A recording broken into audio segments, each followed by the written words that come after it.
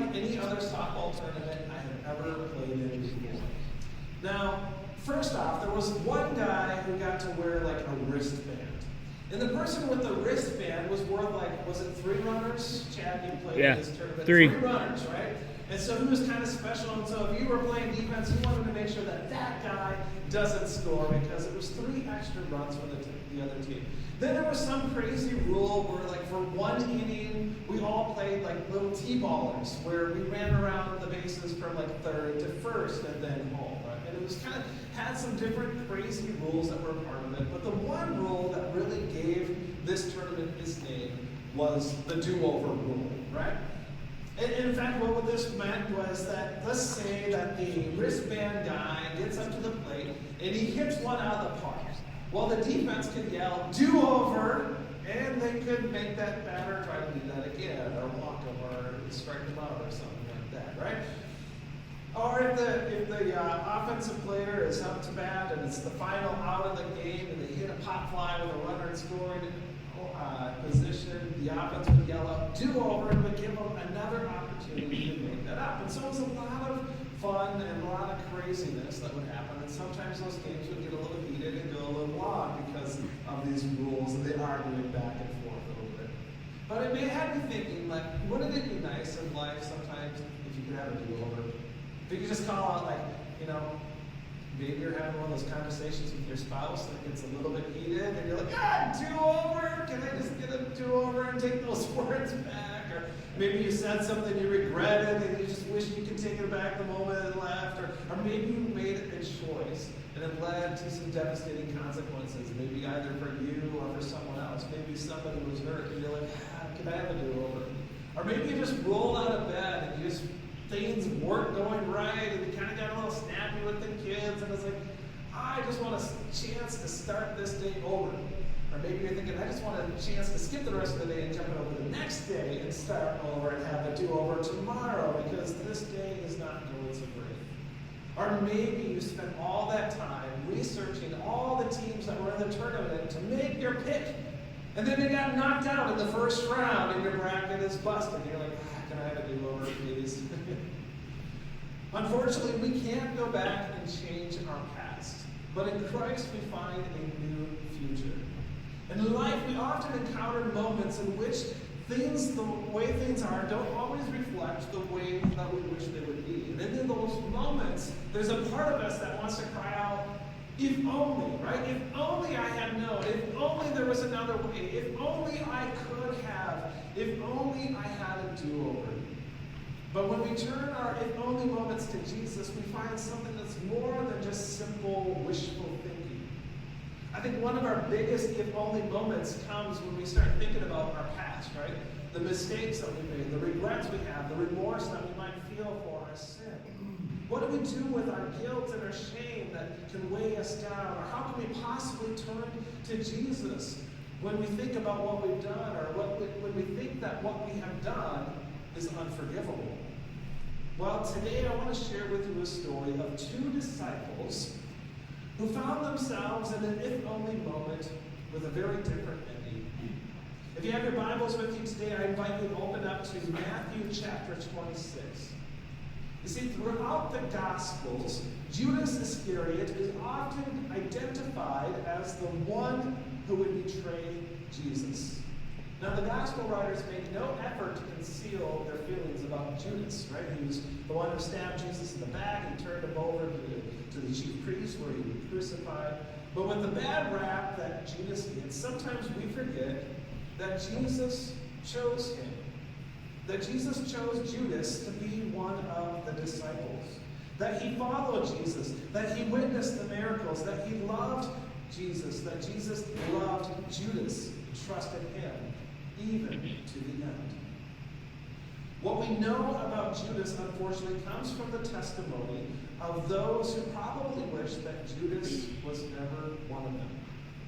So how can we make sense of his story or understand his motives? Well, maybe Judas's name gives us a clue. Judas Iscariot could have several plausible explanations for what his name means or who he was. First, it could refer to a place that he was from, a man of Kerioth.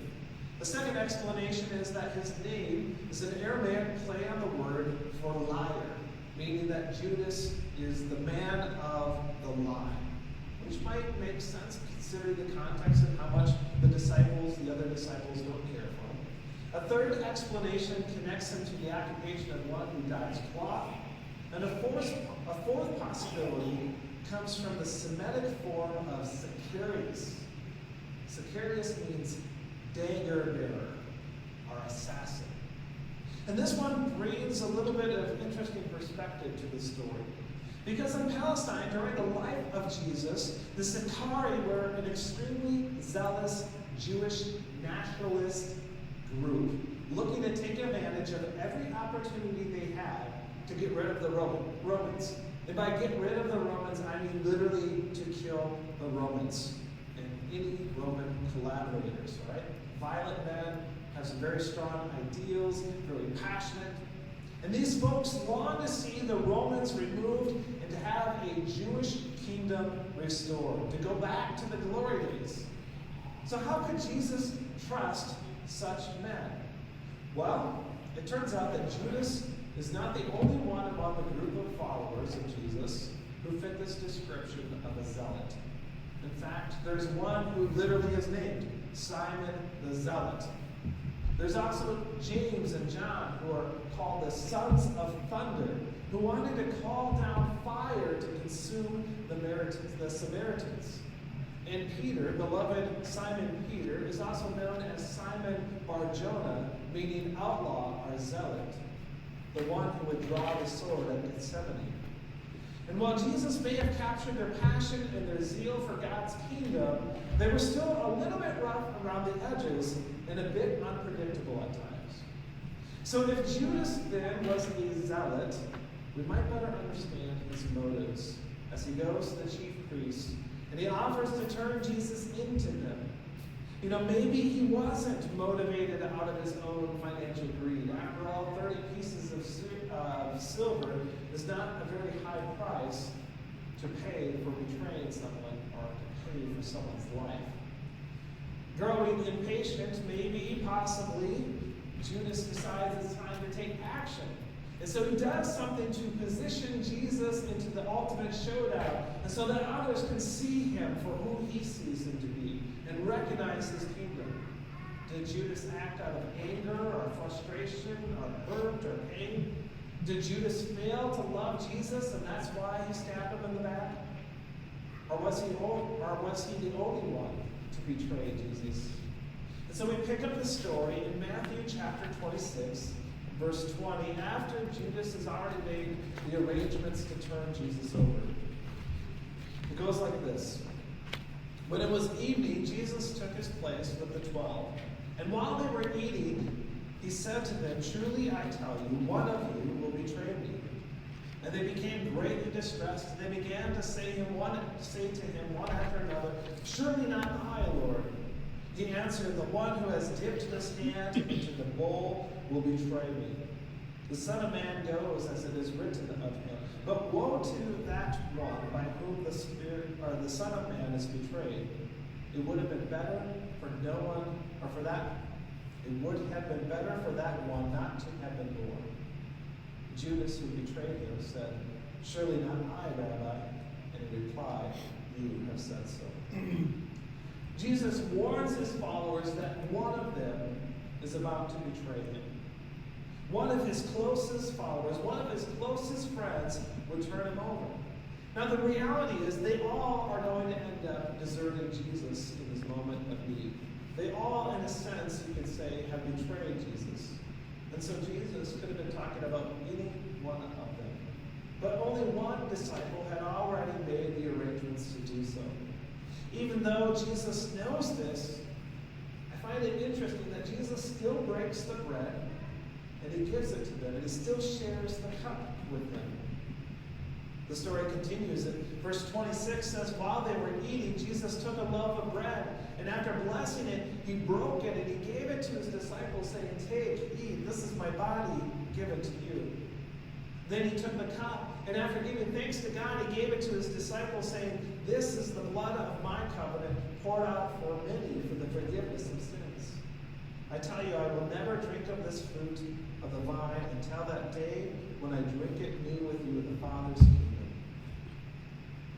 And when they had sung the hymn, they went out to the Mount of Olives. When Jesus broke the bread, sometimes we forget this, he gave it to all of them, including Judas. Judas was still there. He didn't leave until after the meal was over, until after he had received it. When Jesus poured out his cup, and he said it was symbolizing his blood that would be poured out for the forgiveness of sins, he shares it with them all. And so it's interesting to note that the same act was shared with all of them, that Jesus offered the same grace and forgiveness to all of his disciples, regardless of their past and regardless of what was about to come. I'll never forget a conversation I was having with somebody as they were nearing the end of their life. They said to me, Pastor, I think it's too late for me. I think God has already judged me by now for the things that I've gone through, and the things that I've done. And it's a conversation to which I just want to kind of scream out, no, it's not too late. God has already paid the price for that punishment of the things that we have already done. You see, long before we've ever stepped into this world, Christ bore the punishment for our sin. And yet, so often we carry it around with us, don't we? Verse 31, Jesus goes on, he says to them, you will all become deserters because of me on this night. For it is written, I will strike the shepherd, and the sheep of the flock will be scattered.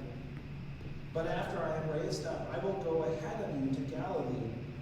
Peter said to him, they'll all become deserters because of you. I will never desert you. Jesus said to Peter, truly I tell you, this very night, before the rooster crows, you will deny me 3 times. I will not deny you. And so said all the other disciples. Jesus says they're all going to leave.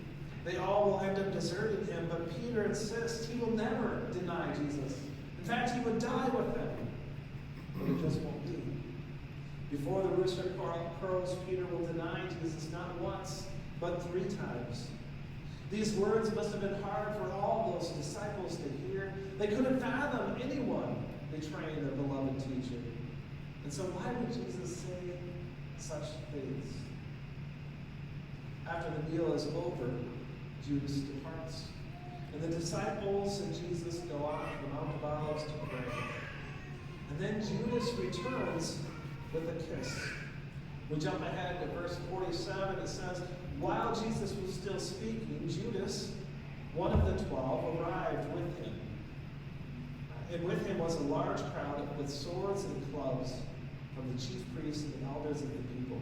Now the betrayer had given them a sign saying, the one I will kiss is the man. Arrest him. At once they came up to Jesus, and Judas said, greetings, Rabbi. And he kisses him. And Jesus said to him, friend, do what you are here to do. Then they came and laid hands on Jesus and arrested him. Friend, do what you have come to do. Why, Jesus? Why would you call me friend? Judas must have thought. Those words must have stuck with him as Judas watched what would unfold next. Knowing what Judas had done, Jesus still calls him friend. That's kind of powerful to think about, isn't it? He knows that he has been betrayed. He knows what is going to come, and yet he still says, friend. You see, no matter what has happened in your past, if Jesus can call his betrayer a friend, then I think there is still grace for you today, isn't there? Peter, the one who said he would die by Jesus' side, must now stand back as he watches Jesus be arrested and carried off. He follows at a distance, trying to hide, hoping that nobody will notice him. But when someone spots him in the crowd and confronts him, Peter does the thing that he said he would never do. He denies Jesus 3 times. And then the rooster crows. The sound of that rooster must have jolted Peter from the moment as if a nightmare ripping us out of bed. How could he? And he thinks about what he has done, so full of guilt and shame, he runs away weeping. You see, both men end up betraying Jesus in this moment. But only one found the grace and the forgiveness and the restoration they needed. Judas tries to undo what he has done. We jump ahead to Matthew 27, where we find Judas, verse 3 through 6. He repents. He goes back to the chief priest. He tries to make things right. He takes the money, he tries to give it back, saying, I betrayed innocent blood. You can't do this. He regrets his actions. He feels remorse for his sin. And he turns to the chief priests and the elders. But before them, he finds no comfort. He finds no grace. He finds no forgiveness. He only finds condemnation. You ever wonder what would have happened in Jesus' story? If he could have held on just a little bit longer, he would have had that opportunity to turn to Jesus. What would Jesus have done? In a moment of deep despair, Judas takes the only action he can think of in order to escape this pain. In order to exercise his own understanding of justice, a life for a life, and to call attention for the wrong that was taking place, Judas takes his own life. After Jesus was crucified, he indeed rose on the third day, and he appears to his disciples. We pick up the rest of Peter's story by jumping to John chapter 21. Now, Jesus has already appeared to his disciples a couple times before, when we find the disciples were out fishing. Verse 4 says, just after daybreak, Jesus stood on the beach, but the disciples did not recognize him. Jesus called out to them, children, have you any fish? They answered him, no. And he said to them, cast the net on the right side of the boat, and you will find some. Now, if you think back to when Jesus called these disciples our fishermen, the story is a little familiar, isn't it? For they didn't catch any fish until Jesus said, throw your nets on the other side. And so they cast it out, and now they were not able to haul it in because there were so many fish, just like before. That disciple, that is John, whom Jesus loved, said to Peter, it is the Lord. Now when Simon Peter heard it was the Lord, he put on some clothes, for he was naked, and he jumped into the sea. Now when Peter hears that it is the Lord, he jumps in and he starts swimming to shore, because he is eager to be with Jesus. His heart still carries that guilt and shame of his denial. Sure, they have encountered Jesus before, but Peter hasn't found a way to bring up and to say, Jesus, I'm sorry I denied you. I insisted that I didn't even know you. So here, after breakfast, Jesus addresses what's on Peter's mind. Verse 15, it says, when they finished breakfast, Jesus said to Simon Peter, Simon, son of John, do you love me more than these? Peter said to him, yes, Lord, you know that I love you. But Jesus said, feed my lambs. The second time he said to him, Simon, son of John, do you love me? He said to him, yes, Lord, you know that I love you. Jesus said, tend my sheep. He said to him a third time, Simon, son of John, do you love me? Peter felt hurt because he had said to him the third time, do you love me? And then he said to him, Lord, you know everything. You know that I love you. And Jesus said, feed my sheep. 3 times, Jesus asked Simon, son of John, do you love me? 3 times, Peter affirms his love and his commitment to the Lord. 3 times, Jesus gives him a call. In Jesus, Peter finds the grace and the forgiveness and the restoration he needs to be that leader that he was called to be. Previously, Jesus had changed Simon's name to Peter, saying, upon this rock, upon this faith that you have confessed, I will build my church. But now, that rock, Peter's bold confession of faith, crumbled when Peter denies Jesus and when he sees him crucified. Now Jesus picks up those pieces of his broken faith and restores him, giving him a new future. So what can we take away from this comparison today? Well, here's where I packed all the sermon notes in right at the end for you. The first observation is this, that Jesus doesn't change our past, he changes our future. As much as we'd like to go back and change something, we realize we can't. We can't undo the past, but Jesus gives us a new future. We all have regrets. We all feel remorse for our sin. We all desire to repent and change directions. We all have those if-only moments. But maybe what we need isn't a do-over after all. For Jesus doesn't change the past. He changes the future. The second is this. We may crumble, but Jesus restores. Peter was this bold disciple, the first to proclaim his faith and to confess that Jesus is indeed the Messiah and the Lord. And yet he crumbles under the pressure.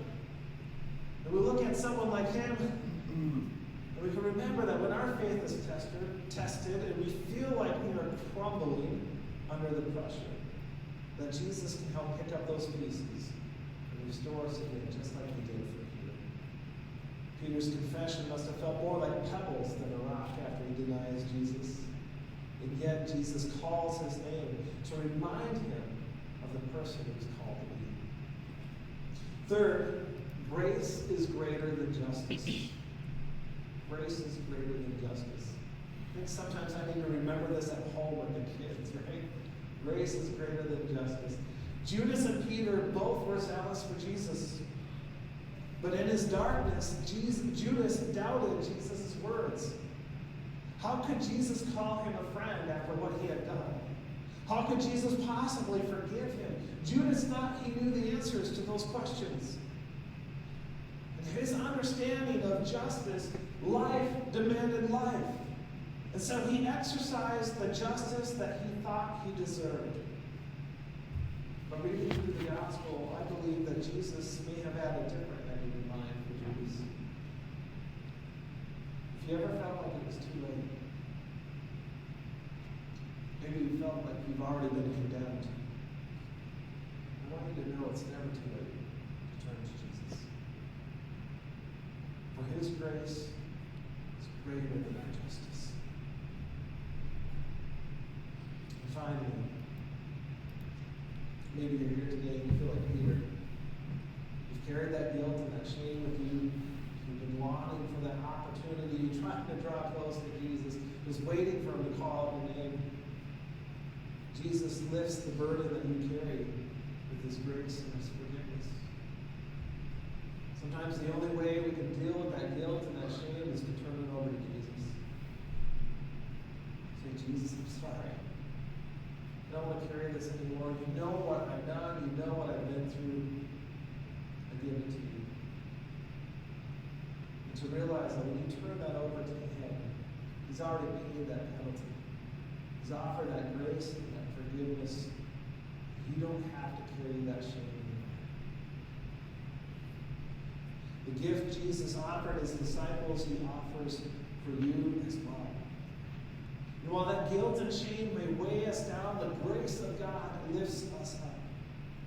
So the next time you wish you could have a do-over, remember we can't change our past, but Christ has already given us a new future. Let's pray. God, we thank you for this word today. There are so many times we need it. There are so many times when we look back at our past, maybe with guilt and shame, wishing that we could have a chance to do it all over again. And yet, God, that's not what we need. What we need is you. We need your grace. We need your forgiveness. We need your restoration. So that we can live out that future that you have in store for us. God, hear our hearts this morning as we turn them over to you. Now in our prayers, now in these final songs that we sing, may they be a cry of our heart as we claim our faith in you. God, whether Maybe they've heard the judgment from others. Maybe they've been told God wants nothing to do with you. Just pray the Lord hear this moment for a spirit of openness. If we turn our eyes to you and you say, God, please forgive me. Lord Jesus, I want nothing more than you. I'm tired of the guilt. I'm tired of the shame.